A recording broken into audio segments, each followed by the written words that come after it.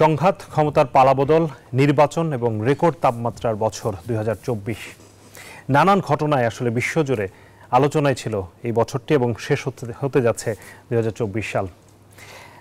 বছরের পর বছর ক্ষমতা আঁকড়ে থাকা শাসকদের পতন এবং সারা বিশ্বের ৬০টিরও দেশের বেশি নির্বাচন এবং সেই সাথে নানান ধরনের অস্থিরতায় এবং বছর শেষের দিকে দুটি বড় ধরনের বিমান দুর্ঘটনা, সবকিছু মিলিয়ে এই বছরটি আসলে ঘটনাবহুল একটি বছর বলা যায়। সেই দিক থেকে আমরা এবং এর বাইরে আসলে মধ্যপ্রাচ্যের উত্তেজনা তো ছিলই, সেই সাথে বিশ্বের বিভিন্ন দেশের বড় বড় রাজনীতিবিদ এবং বিভিন্ন ক্ষমতাধর নেতাদের মৃত্যুর খবরে সারা বছরই কিন্তু আলোচনায় ছিল। তবে সব ছাপিয়ে যেটি বাংলাদেশের জন্য সবচেয়ে বেশি গুরুত্বপূর্ণ, বাংলাদেশে একটি বড় পালাবদল হয়েছে এবং ১৯৭১ সালের পরে আসলে এতটা ঘটনাবহুল বছর বাংলাদেশের জন্য ছিল কিনা সেটি আসলে ভাববার বিষয়। তো এইসব বিষয় নিয়ে আজকে আমরা আলোচনা করতে চাই। ফিরে দেখা ২০২৪ আর আইসিএল টিম এক্সপার্ট জনতন্ত্র গণতন্ত্রে আপনাদের সাথে আছি আমি হোসাইন শাহাদাত। আমাদের সাথে দুজন সম্মানিত অতিথি আছেন ডক্টর আসিফ মোহাম্মদ শাহান, অধ্যাপক অধ্যয়ন বিভাগ, ঢাকা বিশ্ববিদ্যালয়। আছেন সৌরভ হাসান, যুগ্ম সম্পাদক, প্রথম আলো। আপনাদের দুজনকে স্বাগত জানাচ্ছি। ধন্যবাদ। আপনাকেও শেষের শুভেচ্ছা। জি, আমি আপনাকেও শুভেচ্ছা জানাচ্ছি এবং কিছুক্ষণ পরে আসলে নতুন বছরে পদার্পণ করতে যাচ্ছি। নতুন বছরের অগ্রিম শুভেচ্ছা জানিয়ে আপনার কাছে যেতে চাই। আসলে আমাদের জন্য আমরা সবসময় আসলে আশাবাদী থাকি, নতুন বছর নতুন সম্ভাবনা নিয়ে হয়তো আসবে, কিন্তু যে বছরটি চলে গেল সেটি যদি আমরা একটু ঘুরে ফিরে দেখি, একটি বিষয় আমার কাছে খুব বেশি মনে আসছে যে বিশ্বব্যাপী আসলে যে স্বৈরতন্ত্রের যে বীজ আসলে সারা বিশ্বে ছড়িয়ে পড়েছিল সেটির বিরুদ্ধে মানুষের এক ধরনের জাগরণ তৈরি হয়েছে কিনা। আমরা যদি বাংলাদেশের কথা বলি, আমরা যদি সিরিয়ার কথা বলি এবং ভারতেও এমনকি যে বর্তমান ক্ষমতাসীন যিনি আছেন নরেন্দ্র মোদী, তারও আসলে যে ধরনের আশা করা হচ্ছিল নির্বাচনে, যে ধরনের তিনি সমর্থন পাবেন সেটি আসলে পাওয়া যায়নি। এই জায়গাটা থেকে আপনি ২০২৪ সালকে আসলে কিভাবে মূল্যায়ন করবেন? ধন্যবাদ এবং ডক্টর আসিফ, তাকে শুভেচ্ছা। ২০২৪, ২০২৫ বা ২০২৩ এক বছর, একটি বছরের পর আরেকটি বছর আসবে। আমরা মূল্যায়ন করি ভালো মন্দ ইতিনীতি সব দিক। সেটি হচ্ছে আমাদের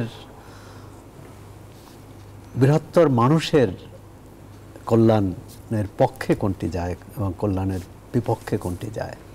আপনি স্বৈরতন্ত্রের কথা বলছেন, কর্তৃত্ববাদী শাসনের কথা বলছেন। এই শাসন বিশ্বব্যাপী ঠিক যে এক ধরনের কর্তৃত্ববাদের জয় জয়কার। আপনি বলছেন যে এর বিরুদ্ধে গণজাগরণ ২-৪টি দেশে, বাংলাদেশ, সিরিয়া, কিন্তু অন্যান্য দেশেও তো যে ট্রাম্পকে আমেরিকান জনগণ প্রত্যাখ্যান করলো একবার, পরবর্তীকালে দেখা গেল সেই ট্রাম্পকে আবার বরণ করে নিল বিপুল ভোটে।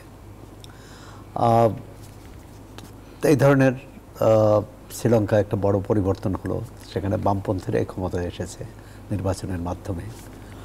মধ্যপ্রাচ্যে গাজায় বছর ধরে, এক বছরের বেশি সময় ধরে সেখানে গণহত্যা চলছে এবং সেই হত্যা শুধু ফিলিস্তিনের ভূখণ্ডের মধ্যে সীমিত নয়, সেটি লেবানন, সিরিয়া পর্যন্ত বিস্তৃত হয়েছে। এমনকি মধ্যপ্রাচ্য ঘটনায় ইরান ইসরায়েল মুখোমুখি হয়েছে। ইরানের যে প্রেসিডেন্ট নিহত হয়েছেন সেটাও নিয়েও এখনও রহস্যজনক, যে অনেকেই মনে করেন সেটি দুর্ঘটনা না, এর পিছনে অন্য কোনো কারো হাত ছিল, কোনো ষড়যন্ত্র ছিল। আর সেখানে একজন প্যালেস্টাইনি নেতা, তাকে হত্যা করা হয়েছে। এর আগে লেবাননে আরেকজন প্যালেস্টাইনি নেতা হত্যা করা হয়েছে। এই যে হত্যাকাণ্ড, এই যে দমন পীড়ন, শাসকদের প্রায় প্রতিটি দেশেই শাসকরা ক্ষমতা ধরে রাখার জন্য, ক্ষমতা টিকিয়ে রাখার জন্য দমন পীড়ন চালায়। সেই নিজ দেশের জনগণের উপর যেমন, আবার যাদের আরও বেশি ক্ষমতা, ইসরায়েল কি করে, একটি ছোট্ট দেশ মধ্যপ্রাচ্যের, কি করে এভাবে গণহত্যা চালিয়ে আসছে। তার পিছনে বড় শক্তি আছে যারা মানবাধিকারের কথা বলে, যারা গণতন্ত্রের কথা বলে। সুতরাং এক এক দেশের জন্যে গণতন্ত্র এক এক রকম সত্য, মানে এক এক রকম সত্য নিয়ে সামনে হাজির, কঠিন বাস্তবতা নিয়ে সামনে হাজির হয়। বাংলাদেশে এটি ঠিক যে বাংলাদেশে গত 52 বছরে ক্ষমতার পালাবদল অনেকবার হয়েছে, কিন্তু এবং অঘটনের মাধ্যমেও হয়েছে, হত্যাকাণ্ডের মাধ্যমে হয়েছে 75-এ, 81 সালে। কিন্তু এবারে যে গণ অভ্যুত্থান তার চরিত্র বৈশিষ্ট্য কিন্তু একটু আলাদা। এটি তরুণরা নেতৃত্ব দিয়েছে, ছাত্ররা নেতৃত্ব দিয়েছে ও জনমানুষের যে সমর্থন। সাধারণত আমাদের এখানে গণ অভ্যুত্থান হয় রাজনৈতিক নেতৃত্বের পুরোভাগে থাকে, কিন্তু এবারে কিন্তু শিক্ষার্থীরা, ছাত্ররা পুরোভাগে ছিল এবং তাদের আন্দোলনটা শুরু হয় একটা অরাজনৈতিক বিষয় নিয়ে, যে সরকারি চাকরিতে কোটা ব্যবস্থা বাতিলের দাবিতে। এবং এই কোটা 18 সালে বাতিলও হয়েছিল, পরবর্তীকালে একটা আদালতের রায়কে কেন্দ্র করে এরকম হয়। এবং একটা সরকার, যেমন আমাদের এই যে স্বৈরশাসক দেশে দেশে, তারা কিন্তু পুলিশ, আর্মি, আপনার পুরো রাষ্ট্রীয় প্রশাসন, সরকারি কর্মকর্তা, এসবের উপর ভর করে থেকে তার পায়ের তলায় যে মাটি থাকে না, তার যে ক্ষমতার কোনো ভিত নেই, ভিতটা যে এত নড়ে পড়ে, এটা কিন্তু বাংলাদেশে এটা প্রমাণিত হলো। সিরিয়ায় ধরেন দীর্ঘদিন ধরে এই ধরনের শাসন ব্যবস্থা চলছিল, কিন্তু সেখানে বাংলাদেশেও সেটা কম নয়। 10 বছর তো 3টি নির্বাচন হয়েছে, 3টি নির্বাচনে জনগণ ভোট দিতে পারেনি। তো সুতরাং এই অভ্যুত্থানের সাধারণ মানুষের অংশগ্রহণ ছিল ব্যাপক, বিপুল। এবং এই সাধারণ মানুষ কিন্তু তারা গণতন্ত্রও বোঝে না হয়তো, মানে গণতন্ত্রের যে সংজ্ঞা আমরা যেভাবে বলি, তারা চেয়েছে তাদের মুক্তি, তাদের অধিকার, তাদের অধিকার, ভোটের অধিকার, ভাতের অধিকার। এত বড় পরিবর্তন হলো যে এই 2024 5 আগস্ট যে সরকার ছিল, সেই সরকারের দুর্নীতি, লুটপাট ইত্যাদি, অর্থ পাচার প্রকাশ হইতে হচ্ছে। কিন্তু এরপরে এই ধারা কি বন্ধ হয়েছে? সেই অর্থনীতি যে অসুস্থ অর্থনীতি, যে অসুস্থ প্রতিযোগিতার, যে লুটপাটের অর্থনীতি, সেটা কতটা বন্ধ হয়েছে? সুতরাং মানুষের মধ্যে কিন্তু এই 4.5 মাস পর মানুষের মধ্যে এই প্রশ্নগুলো এসেছে। এবং সর্বশেষ ক্ষমতাসীনদের মধ্যে একটা টানাপোড়েন দেখলাম, ছাত্র নেতৃত্ব, সরকার এবং রাজনৈতিক দল। আমরা সে বিষয়ে আসবো, মানে আসলে পরিবর্তিত পরিস্থিতিতে সামনের দিনে আসলে এই যে নতুন নেতৃত্ব, নতুন সরকার বা নতুন যে আশার কথা আমরা বলছি, নতুন বাংলাদেশের কথা বলছি, সেটি আসলে কোন দিকে যাচ্ছে সেটি নিয়ে আমরা আলোচনা করবো। আমরা একটু 2024 নিয়ে 24-এ যদি আমরা একটু চোখ বোলাতে চাই, ডক্টর আসিফ, একটি তো হচ্ছে পুরো বিশ্বব্যাপী অস্থিরতা ছিল, বাংলাদেশে ছিল।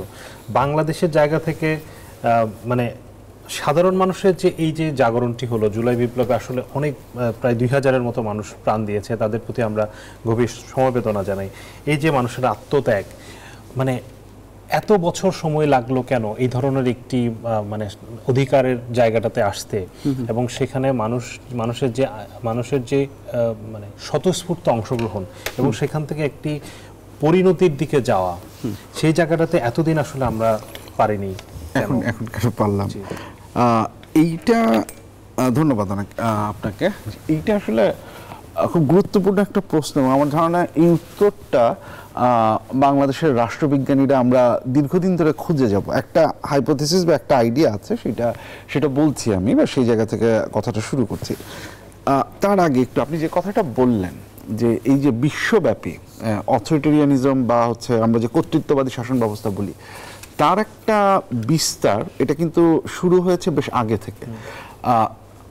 হান্টিংটনের একটা কথা আছে, আমরা অনেক সময় বলি যে ডেমোক্রেসি আসে ওয়েভের মতো করে, যে উনি 3টা ওয়েভের কথা বলেছেন। লাস্ট ওয়েভটা শুরু হয়েছিল 1974 সালে, তারপর থেকে উনি বলছেন যে বিশ্বের দেশগুলো আস্তে আস্তে আরও বেশি গণতান্ত্রিক হয়ে যাচ্ছে। এখন ওইখানে একটা কথা ছিল যে যখন একটা গণতান্ত্রিক ওয়েভ আসে বা ঢেউ আসে, সেটার পাশাপাশি একটা রিভার্স ওয়েভ আসে, মানে আবার সে গণতান্ত্রিক সেগুলো। এখন ওয়ার্ল্ড ওয়াইড রাষ্ট্রবিজ্ঞানীদের একটা ধারণা হচ্ছে আমরা ওই তৃতীয় রিভার্স ওয়েভে আসলে চলে আসছি। যেমন ভেরিয়েশন অফ ডেমোক্রেসি, ভিডেম একটা অর্গানাইজেশন, ওরা একটা রিপোর্ট পাবলিশ করে প্রতি বছর, যে ওয়ার্ল্ড স্টেট অফ ডেমোক্রেসির এইটা নিয়ে। ওরা 2017 সাল থেকেই বলছে যে পুরো বিশ্বব্যাপী গণতন্ত্রের একটা পিছনমুখী যাত্রা শুরু হয়েছে। তারা রিপোর্টের টাইটেলগুলো যখন দেখে 2017 টাইটেলটা ছিল হচ্ছে ডেমোক্রেসি অ্যাট ডাস্ক, তারপরে হচ্ছে গিয়ে ওরা যখন 2020 সালে দেয় হচ্ছে অটোক্রেসি সার্জেস, এবং 2021 সালে এসে ওরা দেখায় যে 2021 সালে সারা বিশ্বের 68% মানুষ কর্তৃত্ববাদী শাসন ব্যবস্থার মধ্যে বাস করছে। তার মানে গণতান্ত্রিক শাসন ব্যবস্থায় যতজন মানুষ বাস করছে 2021 সালে এসে হচ্ছে গিয়ে তার চেয়ে বেশি মানুষ বাস করছে, 3 ভাগের অলমোস্ট 2 ভাগ। হ্যাঁ, তার মানে একটা বিশাল ধরনের বিস্তার, কর্তৃত্ববাদী শাসন ব্যবস্থার বিস্তার পুরো ওয়ার্ল্ড ওয়াইড হয়েছে, ওই যে তৃতীয় রিভার্স ওয়েভ যেটা বলছি সেইটা। এবং 2022-এ এসে তারা বলে যে অটোক্রেসি আরো শক্তি হচ্ছে। 2023-এ এসে তারা প্রথমবারের মতো বলা শুরু করে, ওই বছর ওদের রিপোর্টের নামটা ছিল defiance in the face of autocratization. তখন অটোক্রেটাইজেশনের এগেইনস্টে একটা ডিফায়েন্স শুরু হয়ে যাচ্ছে। আচ্ছা, এখন এই যে দেখবেন আপনি ওয়ার্ল্ড ওয়াইড একটা মজার ব্যাপার হচ্ছে যে কর্তৃত্ববাদী শাসন ব্যবস্থা যেগুলো আছে এগুলো কিন্তু দীর্ঘ সময় টিকে থাকে। গণতান্ত্রিক একটা শাসন ব্যবস্থা 5 বছর পর পর চেঞ্জ হয়। আপনি সিরিয়ায় দেখেন 40 বছর, আপনি হোসনি মোবারকের সময় আরব স্প্রিংয়ে দেখেন 30, 40, 50 বছর, আপনি আইয়ুব খানের ইসে দেখেন 10 বছর, আপনি আমাদের দেখেন 75 থেকে 90, 15 বছর। অথরিটেরিয়ান মানে শাসন ব্যবস্থা না একটা এই টেন্ডেন্সি আছে, সে লম্বা সময় ধরে থাকে। এখন কেন, যে কারণে, এবং সেই একই বৈশিষ্ট্য আমরা এই গত 15 বছর যেটা দেখেছি সেটার ক্ষেত্রে প্রযোজ্য। এখন আসলে হচ্ছে মেইন প্রশ্নটা যে এটা কেন হয়, অথরিটেরিয়ান গভর্নমেন্ট কেন হচ্ছে গিয়ে এই কাজটা করতে পারে। এটার পেছনে কয়েকটা ব্যাপার আছে। প্রথমত আমরা একটা জিনিস যেটা মনে করি যে যেটা কর্তৃত্ববাদী শাসন ব্যবস্থা তার কিন্তু কোনো নির্বাচনী অনিশ্চয়তা নেই, কারণ নির্বাচনটা সে ম্যানেজ করে ফেলেছে। তাহলে তার শুধুমাত্র একটাই ভয়, সেটা হচ্ছে জনগণ যেন তার এগেইনস্টে বিদ্রোহ না করে। এখন সেইটা ঠেকানোর জন্য সে কয়েকটা কাজ করে। প্রথমত সে একটা, আমরা যেটাকে উইনিং কোয়ালিশন বা সে একটা বলয় তৈরি করে, যে বলয়ের মধ্যে সে আমলাদের নেয়, সে বলয়ের মধ্যে সে সেনাবাহিনীকে নেয়, সে বলয়ের মধ্যে সে সিভিল সোসাইটি কিছু একটা নেয়, একটা কোয়ালিশন তৈরি করে যারা লয়াল থাকে হচ্ছে সরকারের প্রতি, যে সরকারের উদ্দেশ্যগুলো হচ্ছে গিয়ে তারা বাস্তবায়ন করে দিবে। সো যার মাধ্যমে সরকারের যখন রিপ্রেশন করার দরকার হয় তখন সে পুলিশের উপর ডিপেন্ড করবে, যখন পলিসি ওরকম তৈরি করার দরকার পড়বে সে আমলাদের উপর নির্ভর করবে, সেনাবাহিনীর উপর নির্ভর করবে। এইভাবে একটা বলয় সে তৈরি করে যেটার মাধ্যমে সে অপোজিশনকে রিপ্রেস করে। সো অপোজিশনের যেটা হয়, অপোজিশনের কাছে যেহেতু কোনো রিসোর্স থাকে না বা পয়সা থাকে না, সে আসলে অন্য কোনো শক্তি দাঁড় করাতে পারে না। পাশাপাশি আমরা একটা শব্দ ব্যবহার করি যেটাকে আমরা বলি পারফরমেন্স লেজিটিমেসি। পারফরমেন্স লেজিটিমেসির মানে হচ্ছে যে যেহেতু এই কর্তৃত্ববাদী সরকারের লেজিটিমেসি ইলেকশন থেকে আসে না বা জনগণের কাছ থেকে আসে না, সে জনগণকে একটা জিনিস বলার চেষ্টা করে যে আমি লেজিটিমেট, কারণ আমি যদি পারফর্ম করি, আমি যদি তোমাকে খাওয়া পড়া দিতে পারি, সেটাই হচ্ছে লেজিটিমেসি। আপনি যদি দেখেন যে আমরা গত 10 বছরে যে উন্নয়নের গণতন্ত্র, উন্নয়ন না গণতন্ত্র, এই বিতর্কগুলো করেছি, এটা কিন্তু এক্স্যাক্টলি সেই পারফরমেন্স লেজিটিমেসির জায়গাতে, যে সরকার যেটা বলার চেষ্টা করছে তোমার আন্দোলন করার দরকার নেই, তুমি নির্বাচন বা এসবের মাধ্যমে তো হচ্ছে কি তোমার অর্থনৈতিক অবস্থার পরিবর্তন ঘটাতে চাও, সেটা আমি দিচ্ছি, আমি তোমাকে ব্রিজ বানিয়ে দিচ্ছি, রাস্তা বানিয়ে দিচ্ছি। এখন এই ব্রিজ আর রাস্তা বানানোর আবার দুইটা সুবিধা, এক আপনি জনগণকে দেখাতে পারছেন যে আমি কাজ করছি, আর একটা হচ্ছে দুর্নীতি করে ওই আপনার যে কোয়ালিশন আছে তাদেরকে আপনি যথেষ্ট পরিমাণ রিসোর্স দিতে পারছেন যে তারা আপনার প্রতি লয়াল থাকে। এইটা হচ্ছে তার টিকে থাকার একটা হচ্ছে গিয়ে বড় মেকানিজম। এটা ভাঙলো কেন? আপনি দেখেন কোভিড আসলো, আপনি দেখেন ইউক্রেনের ইস্যু আসলো, আপনি দেখেন হচ্ছে গিয়ে আপনার যেহেতু কোনো জবাবদিহিতা নাই, আপনার দুর্নীতি একটা প্রবল মাত্রায় চলে আসলো। তার ফলে আপনার যে ওই যে রিসোর্স যেটা থাকবে, যেটা আপনি মানুষজনকে দিবেন খাওয়া পড়ার জন্য, তার মানে সেই জায়গায় একটা টান পড়লো। পরোক্ষভাবে অর্থনীতির যে মানে আমাদের যে টানাপোড়েন বা অর্থনীতির যে ভঙ্গুরতা, সেটি একটি বড় কারণ, সেটি একটি বড় কারণ। এবং সেটি হচ্ছে গিয়ে যখন মানুষ, মানে আপনি এই আন্দোলনটাই দেখেন, আন্দোলনটা শুরু হয়েছিল কি নিয়ে? কোটা নিয়ে। এই তার মানে এটাকে আমরা বলি হচ্ছে যে পজিটিভ লিবার্টি বলে একটা শব্দ ইউজ করি, যে মানে যে জিনিসটা মানুষের টিকে থাকার জন্য লাগবে, অর্থনৈতিক উন্নয়ন, চাকরি বাকরি, ইনিশিয়ালি মানুষজন মত প্রকাশের অধিকার বা এগুলো না। এটা কখন হলো? সরকার যখন এই অধিকারটা আপনাকে দিল না, সরকার যখন মানুষ মারা শুরু করলো, তখন কিন্তু হচ্ছে গিয়ে আপনার এই মত প্রকাশের অধিকার, কথা বলার অধিকার, তখন হচ্ছে পতনের আন্দোলনে চলে গেল। তাহলে সরকার যখন ওই সার্ভিসটা বা ওই জিনিসটা দিতে পারলো না, কর্তৃত্ববাদী সরকার, সে তার লেজিটিমেসি লুজ করলো। এই লেজিটিমেসি লুজ করার কারণে হচ্ছে গিয়ে এই ঘটনা ঘটলো। এইটাই হচ্ছে একটা প্রধান কারণ মনে হয়। বাট যেটা বললাম যে এটা নিয়ে আরো স্টাডি হবে, আরো ইস্যা হবে, কিভাবে টিকে ছিল এবং ভেঙে গেল।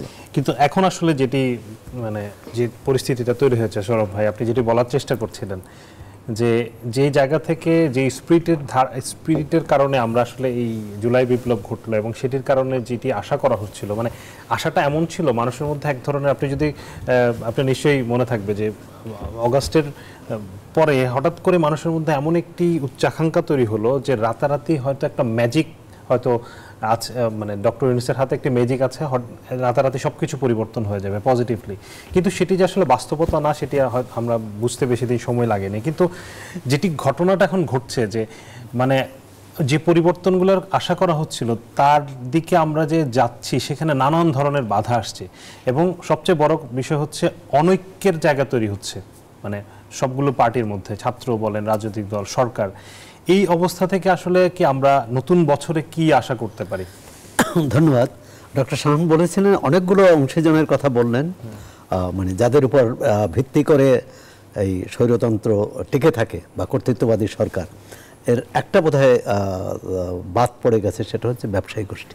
অবশ্যই, মানে যারা অর্থনীতির যে যারা মূল শক্তি, কারণ তাদেরও সন্তুষ্ট রাখে কিন্তু এই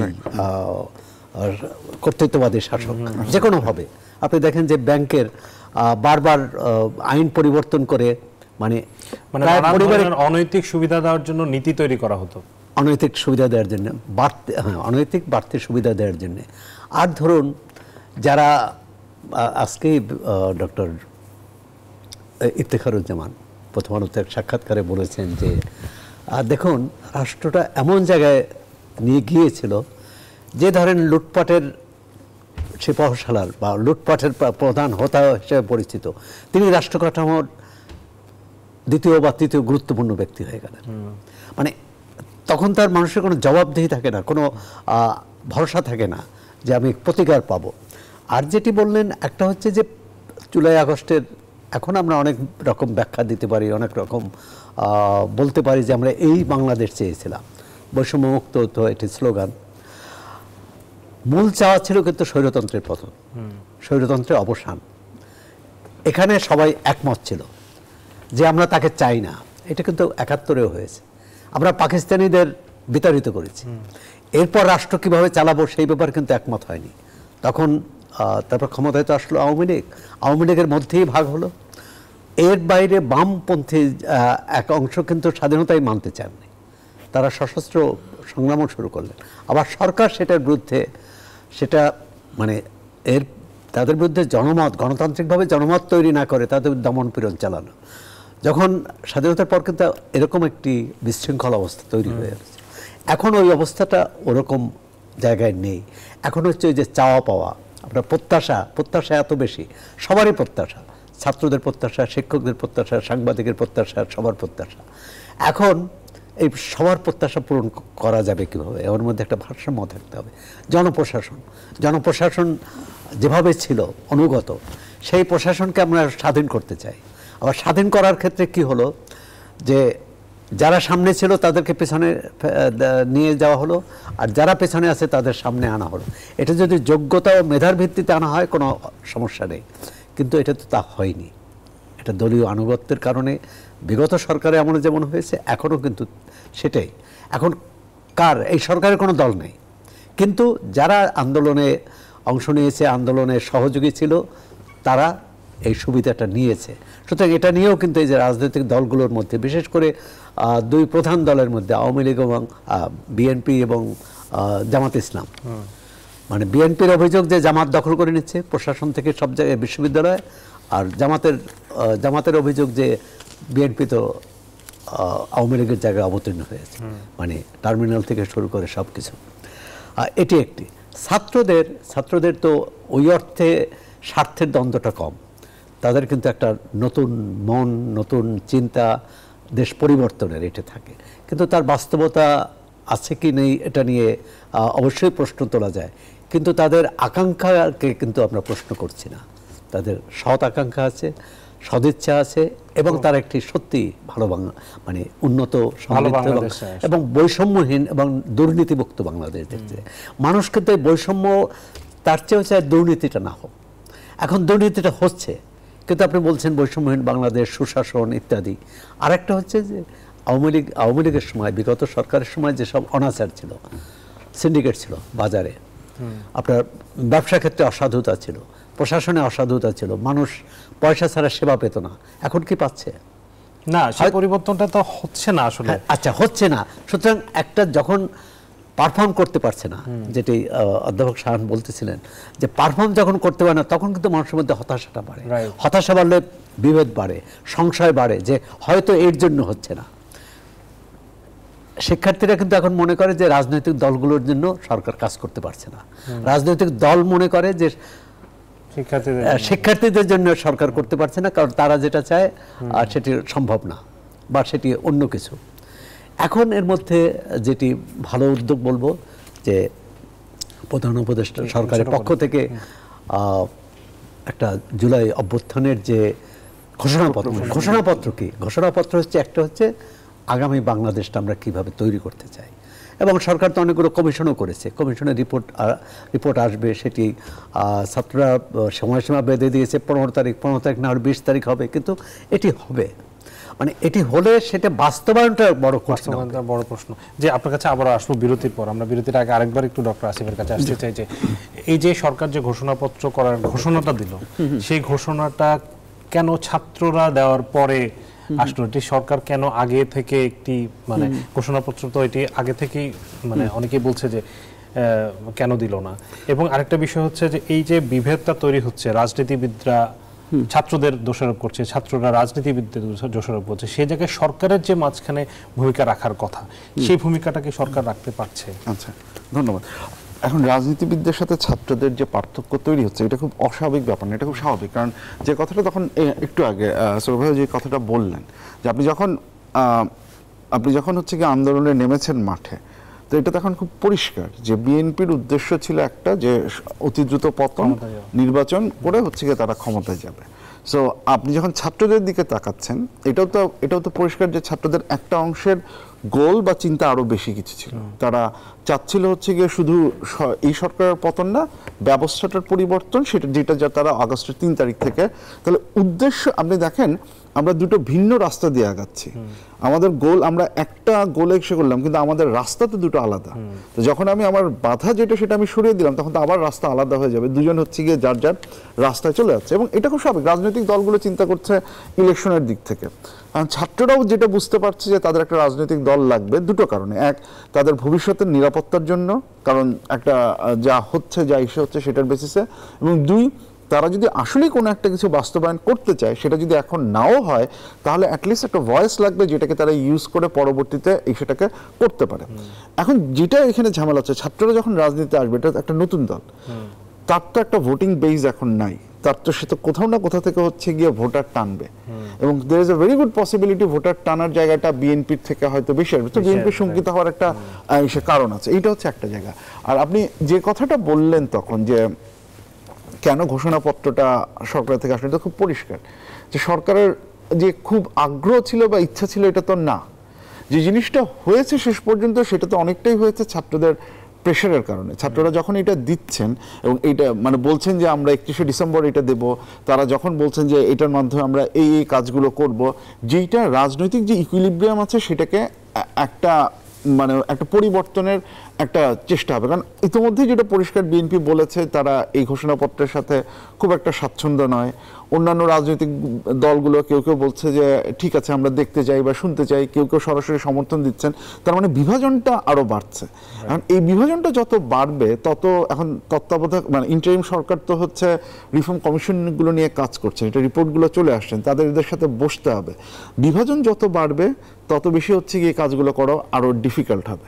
মেবি একটা জিনিস যেটা হতে পারে যে এটা একটা ইন্টেনশনাল মুভ হতে পারে ছাত্রদের, যে এই প্রেশারটা ক্রিয়েট করা, যেটা আমার করার ইচ্ছা না, এরকম কোনো ঘোষণাপত্র তৈরি করা, সরকারকে বাধ্য করা এরকম একটা ঘোষণাপত্রের জায়গায় চলে আসতে। এবং আলটিমেটলি সরকার দেখছে যে রাজনৈতিক অবস্থাটা সামলানোর জন্য ইভেনচুয়ালি আমাকে সরে ঘোষণাপত্রের জায়গায় আসাটা আমার জন্য বেটার অপশন। ছাত্রদের এখানে যে হারানোর খুব কিছু আছে তা না, হারানোর একটা আছে যে হচ্ছে গিয়ে তারা নিজেরা ওনারশিপটা পুরোপুরি দাবি করতে পারতেছে না, সেটা অবশ্যই একটা ব্যাপার। কিন্তু যেহেতু তারাই হচ্ছে মূল অ্যাক্টর, যারা সরকারকে প্রেশার ক্রিয়েট করেছে হচ্ছে এরকম একটা ঘোষণাপত্র সাফল্য হিসেবে আসলে দাবি করতে পারে, এবং সেটাই হচ্ছে গিয়ে তারা করবে আমার ধারণা। ডক্টর আসিফ, আপনাকে অসংখ্য ধন্যবাদ।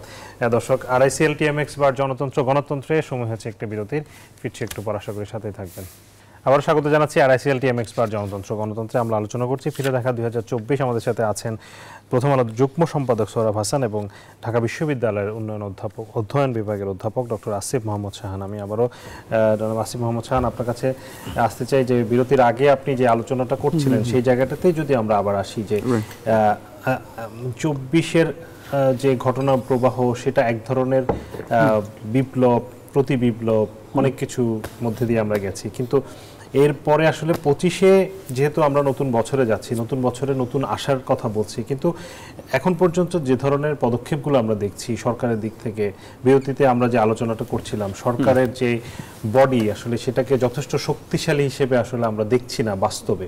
সেই জায়গাটাতে নতুন বছরে আরেকটি বছর তাদের হাতে সময় আছে, যেটি আমরা এক ধরনের টাইমলাইন যদি আমরা দেখি, নির্বাচনের আগে সংস্কারগুলো করতে হবে, অনেক কাজ করতে হবে। সেই জায়গাগুলোতে শক্তি বাড়ানোর ক্ষেত্রে, সরকারের শক্তি বাড়ানোর ক্ষেত্রে আসলে কি করার পদক্ষেপ দরকার? ধন্যবাদ। এখানে আমি একটু আগের কথাটা দিয়ে শুরু করি যে এই যে প্রোক্লেমেশন বা ঘোষণাপত্র যেটি তৈরি করবেন, এখানে একটা ইম্পর্ট্যান্ট ব্যাপার আছে, গুরুত্বপূর্ণ ব্যাপার আছে। সরকার যেটাকে চাইলে ব্যবহার করতে পারে ছাত্ররা পড়ে, সেটা হচ্ছে যে যদি এই ঘোষণাপত্রে এরকম একটা কিছু থাকে যে এই ইন্টারিম সরকারকে একটা রাষ্ট্র সংস্কার বা যে সংস্কার যেটা বলা হচ্ছে সেই সংস্কারের অধিকার দেওয়া হচ্ছে, মানে আপনি একটা সাম সর্ট অফ লেজিটিমেসি দিলেন, যেটা আপনি একটা কনসেনসাসের ভিত্তিতে এসে পৌঁছালেন, যেহেতু ওনারা বলছেন রাজনৈতিক দলগুলো, তাহলে দুইটা ঘটনা ঘটবে। এক, এই সংস্কার করার অধিকার বা লেজিটিমেসি এই সরকার আছে কিনা সেই প্রশ্নের একটা শেষ পর্যন্ত একটা উত্তর পাওয়া যাবে, কারণ আপনি এগ্রি করছেন যে তার সেই অধিকার আছে। দুই, যদি বাকি রাজনীতিগুলো এগ্রি করে এটার সাথে, তার মানে হচ্ছে যেই ক্ষমতায় আসুক না কেন তার জন্য কিন্তু হচ্ছে গিয়ে এই সংস্কারগুলো বাস্তবায়ন করাটা বাধ্যতামূলক হয়ে যাচ্ছে, কারণ ঘোষণাপত্রে আপনি অলরেডি হচ্ছে গিয়ে অ্যাকনলেজ করছেন যে তাকে আপনি অধিকার দিয়েছেন। তাহলে আপনি যে অধিকার দিয়েছেন তাকে, সেই অধিকারটাকে ব্যবহার করে সে যদি কাজ করে তাহলে সেটাকে আপনি মানবেন না বা বলবেন হচ্ছে কি এখানে আমি আমার নিজের ইচ্ছা অ্যাড করব, সেই জায়গায় কিন্তু প্রশ্ন করবার একটা জায়গা চলে আসে। সেই জায়গা থেকে ঘোষণাপত্র আমার কাছে মনে হয় এইটা খুব একটা গুরুত্বপূর্ণ জায়গা, যে আপনি সংবিধানের ইস্যু যেগুলো আছে সেগুলো তো ইম্পর্টেন্ট ব্যাপার অবশ্যই, কিন্তু সেটার যে প্রসেসটা বা প্রক্রিয়াটা সেই জায়গায় এই ঘটনাটা হচ্ছে কি গুরুত্বপূর্ণ। এখন কিন্তু এই ক্ষেত্রে যে জিনিসটা যেটা ঘটবে, আমার কাছে যেটা মনে হয় যে আমরা আশা নিয়ে শুরু করতে পারি যে 2025-এ আমরা কনফ্রন্টেশন আরও বেশি দেখব। কেন বেশি দেখব? কারণ এই যে রাজনৈতিক দলগুলো, এক, তারা তো হচ্ছে গিয়ে তাদের নিজস্ব লক্ষ্য আছে, নিজস্ব অবজেক্টিভ আছে, নিজস্ব পলিটিক্যাল বাস্তবতা আছে। নির্বাচনমুখী যেই দলগুলো, তারা যদি দেখে যে নির্বাচনের সময় পিছিয়ে যাচ্ছে বা সংস্কারগুলো তাদের পছন্দ মতো হচ্ছে না, কারণ সংস্কারের ক্ষেত্রে তো হচ্ছে প্রত্যেকটা রাজনৈতিক দল তো চাবে যে সংস্কারটা আমি আমার নিজের টার্মে করব, আরেকজন করে দিলে আমি সেটা বাস্তবায়ন করলাম, সেক্ষেত্রে আমার পছন্দসই না এইরকম জিনিসপত্র আমার করতে হবে। সো এই জায়গাটায় সংস্কারের ক্ষেত্রে ঐকমত্য তৈরির ক্ষেত্রে তাদের একটা আপত্তি থাকবে। অন দি আদার হ্যান্ড, বিপরীত দিক থেকে হচ্ছে গিয়ে যারা জানে যে আমি ক্ষমতায় আসবো না, তাদের বরং হচ্ছে গিয়ে টেন্ডেন্সি হবে সংস্কারটা যত বেশি শক্তিশালী হোক, কারণ ওই সংস্কার যত বেশি শক্তিশালী হবে, যত এটার বাউন্ডারি বাড়বে, তত কিন্তু হচ্ছে ভবিষ্যৎ সরকারকে চাপে রাখার অপরচুনিটি অপোজিশনের বাড়বে। সো যে রাজনৈতিক দল জানে আমি অপোজিশনে যাব, সে কিন্তু চাবে সংস্কারের স্কোপ হচ্ছে গিয়ে যত বেশি বাড়তে থাকুক, সেটা আমার জন্য ভালো। তাহলে এই দুইটা দলের মধ্যে উদ্দেশ্য এবং লক্ষ্যে আপনি ওইদিকে ছাত্রদেরই রাখেন, নতুন রাজনৈতিক দল হিসেবে বিএনপি রাখেন, বা উল্টিয়ে দেন, সেটা ব্যাপারটা এরকমই থাকবে। সো কনফ্রন্টেশনের পসিবিলিটিটা থাকবে।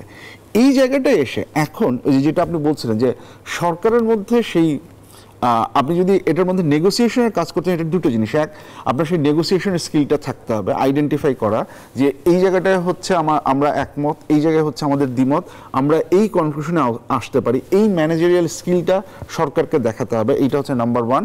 নাম্বার টু হচ্ছে গিয়ে সরকারকে অনেক ক্ষেত্রে শক্ত অবস্থান নিতে হবে, যে অবস্থানগুলো এখন পর্যন্ত আমরা দেখতে পাচ্ছি না। যে আপনাকে খুব ক্লিয়ার একটা মেসেজ দিতে হবে রাজনৈতিক দলগুলোকে, যদি ছাত্রদের দরকার হয় তাহলে ছাত্রদের, আমলাতন্ত্রকে অবশ্যই আপনাকে ক্লিয়ার মেসেজ দিতে হবে যে আমি আরো 1 বছর আছি, 1.5 বছর আছে, এই সময় আমি এই কাজগুলো করব, সো তোমার দায়িত্ব হচ্ছে আমাকে সহযোগিতা করা। এই ক্ষেত্রে যখন দরকার হবে, সেটা রাজনৈতিক দলগুলোর ক্ষেত্রে যারা বিভিন্ন সময় আন্দোলন করছেন তাদের সাথে যখন কঠোরতা দেখানোর দরকার পড়বে তখন কঠোরতা দেখাতে হবে, যখন নেগোসিয়েশন করার দরকার হবে তখন নেগোসিয়েট করতে হবে। আপনি যদি সবসময় একটা পপুলিস্ট জায়গা থেকে, যেটা এই সরকারের একটা গুরুত্বপূর্ণ সমস্যার জায়গা হয়ে যাচ্ছে যে আপনি আন্দোলন করছেন, যেটা সূচনা একদম অনেক আগে থেকে ইন্টারমিডিয়েট পরীক্ষা হবে কি হবে না সেখান থেকে সেই বাজে মেসেজটা সরকার দিয়েছে, সেটার কন্টিনিউশনটাও হচ্ছে গিয়ে চলে যাচ্ছে। আমরা যদি নেগোশিয়েট করতে চাই, প্রত্যেককে মানে একটা জায়গায় আনতে চাই, তাহলে এই জনতুষ্টিমূলক ব্যবস্থা থেকে বের হয়ে এসে একটা পরিষ্কার গ্রাউন্ডে দাঁড়াতে হবে যে আমরা এই অধিকার, জনগণের অধিকার বা কোনো একটা প্রিন্সিপালের উপর দাঁড় করিয়ে এই জায়গাটা আমরা কোনো ছাড় দিব না। এবং আমরা জানি প্রোক্লেমেশন আমাদের বলছে আমাদের এই অধিকারটা দেওয়া হয়েছে, সেটার বেসিসে হচ্ছে কি আমরা এই কাজটা করব।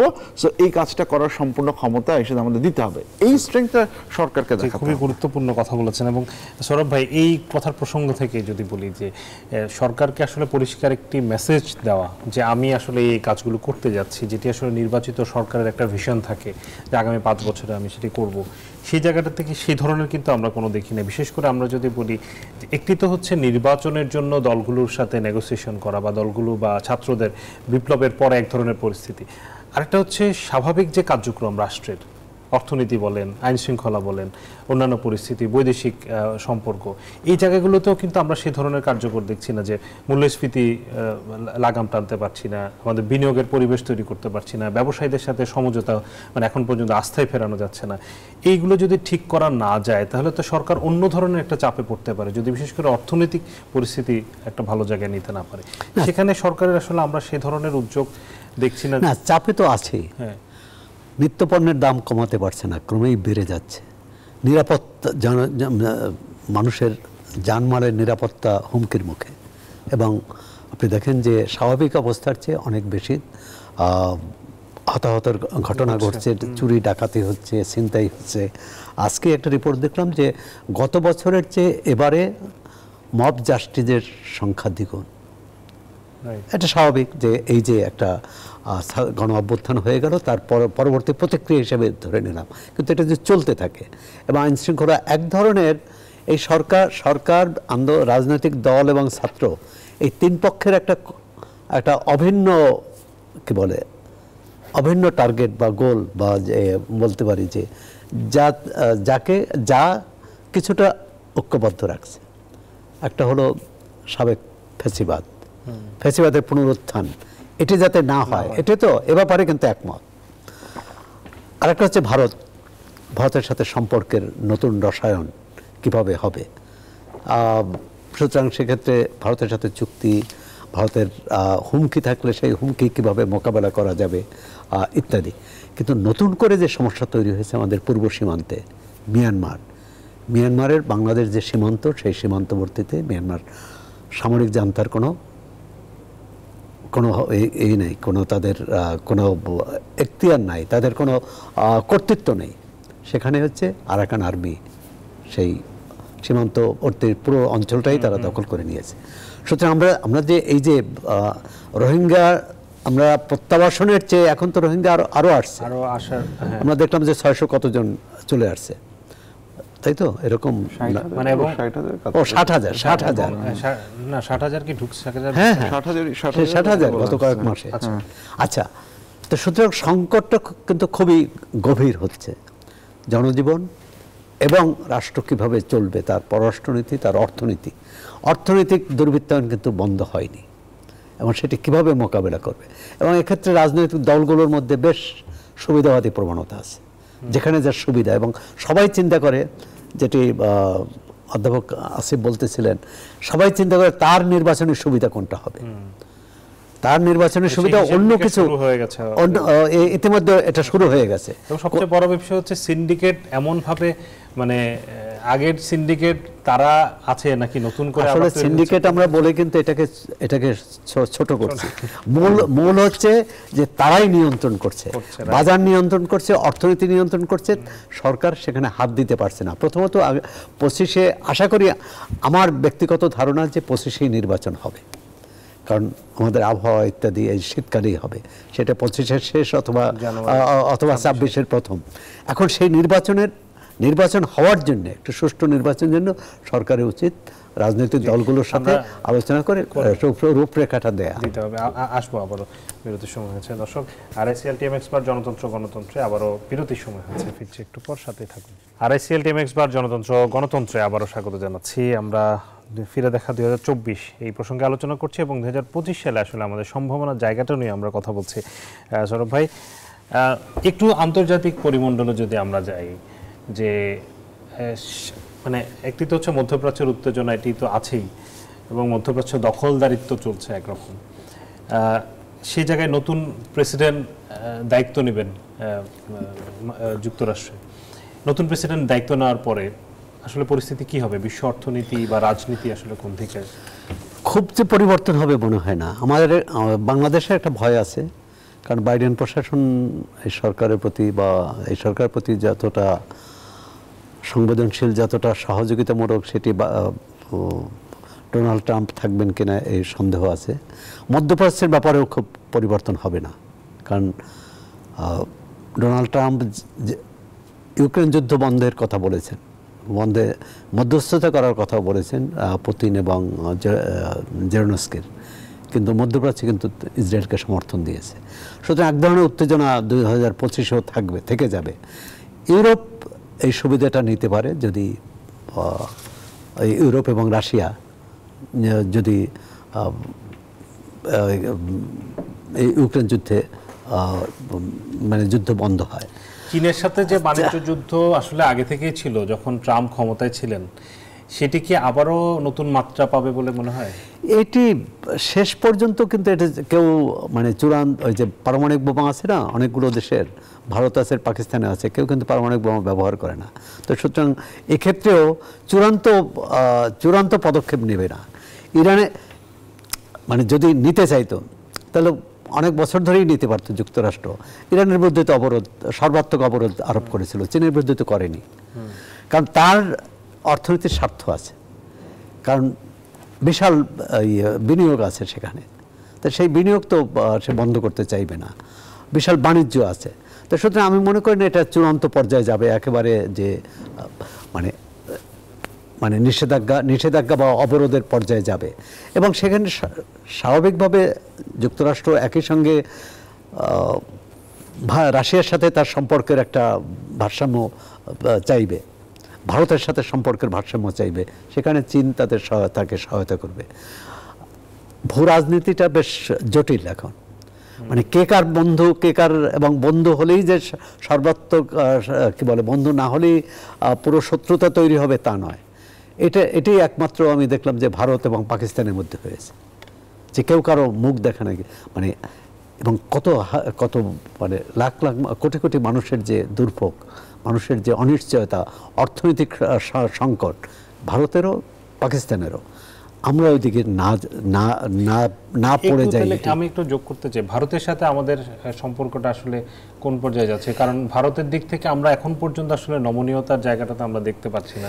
এটাও এক ধরনের, আমি মনে করি না যে এটাও একেবারে কঠোর অবস্থান নেবে ভারত এখানকার হাই কমিশনার যেটা বলেছেন যে কোনো একটা বিষয়ের উপর বাংলাদেশ ভারত সম্পর্ক টিকে থাকবে না, যেটা সম্ভবত তিনি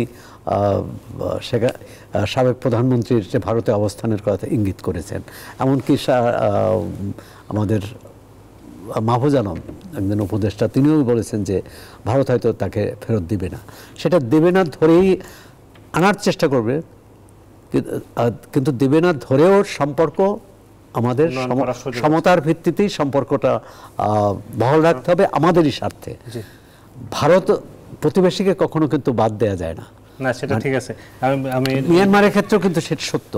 আমাদের ভারতের চেয়েও আমি মনে করি মিয়ানমারের সংকটটা, মিয়ানমারের সঙ্গে আমাদের সম্পর্কের সংকটটা অনেক গভীর, এবং এখানে যুদ্ধ অবস্থাও তৈরি হতে পারে।